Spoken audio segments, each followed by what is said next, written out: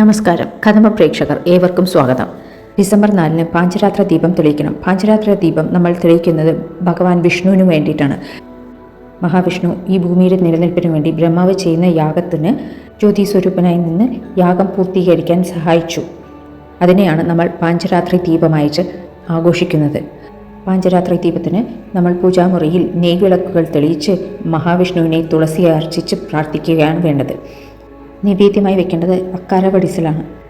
പൂജാമുറിയിൽ നെയ്വിളക്ക് തെളിയിക്കുക. വീട്ടിന് ചുറ്റും വീട്ടിൻ്റെ വാതിൽക്കലും നല്ലെണ്ണ ഒഴിച്ചുള്ള വിളക്കുകൾ തെളിയിക്കാവുന്നതാണ്.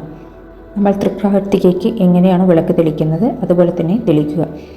പാഞ്ചരാത്രി ദീപം നമ്മൾ തെളിയിക്കുമ്പോൾ നമ്മൾക്ക് സകല ഐശ്വര്യവും സകല സൗഭാഗ്യവും ലഭിക്കും എന്നാണ് വിശ്വാസം. നാളെ എന്ത് പ്രാർത്ഥിച്ചാലും അത് നമ്മൾക്ക് കിട്ടും എന്നാണ് വിശ്വാസം. പാഞ്ചരാത്രിക്ക് വിളക്ക് തെളിയിക്കുമ്പോൾ ഓം നമോ നാരായണ എന്നോ അല്ലെങ്കിൽ ഗോവിന്ദ ഗോവിന്ദ എന്നോ പ്രാർത്ഥിച്ചുകൊണ്ട് വിളക്ക് തെളിയിക്കണേ. ഏവർക്കും സകല ഐശ്വര്യവും സകല സൗഭാഗ്യവും ലഭിക്കട്ടെ എന്ന് പ്രാർത്ഥിച്ചുകൊണ്ട് നിർത്തുന്നു. നന്ദി, നമസ്കാരം.